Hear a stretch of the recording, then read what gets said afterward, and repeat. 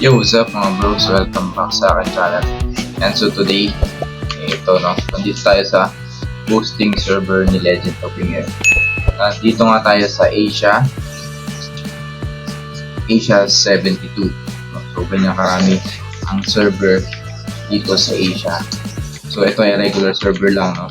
And syempre ang special dito, no? Itong mga hard time niya dito sa Asgard Laser Forest ay merong 20% XP dito rin sa Hermon Crossroad at dito sa Canyon of Eternity. So ito yung mga benefits na meron dito sa boosting server ng Legend of Winged. So ilang months pa nga na nakalipas, no, at meron na agad silang boosting server. So ano nga ba yung iba't iba pang mga benefits or perks sa paggawa dito ng character sa Legend of Winged boosting server?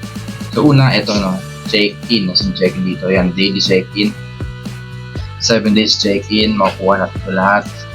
And ito, sa mga returning, no? So sa bawat bagong account lang to, bawat bagong Gmail, makakuha kayo dito ng yan, rare agad, rare.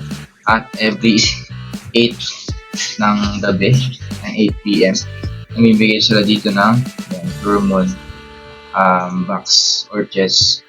So ngayon, pang ilang days na ba nila? 1, 2, 3, 4, 5, 6, 7, 8 days na rin. Ay, hindi. Basta tatlo. Walang beses na sila nagbibigay sa amin ng Dormon chest. So yan, madali naman dito magpa-level at magpataas ng CP. And syempre, dagdag pa dyan pag bumili kayo ng mga benefits dito sa shop. So syempre, tayo dito sa boosting server F2 lang tayo. Hindi talaga gastos siya, so wala dito gastos. So tsambahan lang din makakuha ng epic. So ngayon, naka-rare lang tayo. Maras tayo dito sa boosting. Kung iba naka-epic na dito, saka naka-legend. So malaking bagay yun sa kanila kasi madaling pa-level up dito. Kasi may mga hard time. Ito katulad na to. Ano to? Everyday to. Hanggang end yata ng boosting meron tong hard time sa normal server. Sa normal na tour lang. Ayan. Normal dungeon. So yan. Daily dapat pasukan to. And ano pa ba? Ayun, ito dito sa ito. Ayan, tatlo nga yung check-in na exclusive sa boosting server. And yun, ang disadvantage lang nito, yung mga task dito na natapos na hindi na natin magagawa katulad nito sa crafting, sa legacy. Ayan, nadaanan na yan, kaya hindi na pwede hindi na madaling makuha. Kasi yan, plus 11, plus 10, mahirap yan, boy.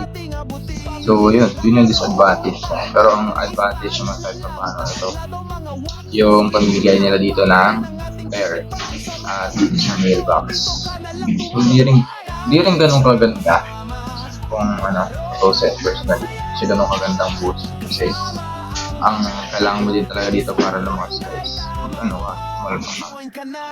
Kasi pag F2P lang, ganito lang din. Tambahan lang din. Makakuha ng 8. Para hindi talaga simula sa ang first one talaga ay boosting XP boost at master data. Yun lang din, parang partner server lang. Parang mas maganda pumasok na lang kayo ng partner server. So this is my own opinion lang. So para sa iba na nag-enjoy sa boosting, go for it lang. Tuloy-tuloy nila mga boss. So yun lang muna ang ating video, no? So ang ginamit natin dito ay charger para mabilis na magka-level up. Yun na naman mga boss. So GG's, thank you for watching, and hanggang sa muli. Paalam.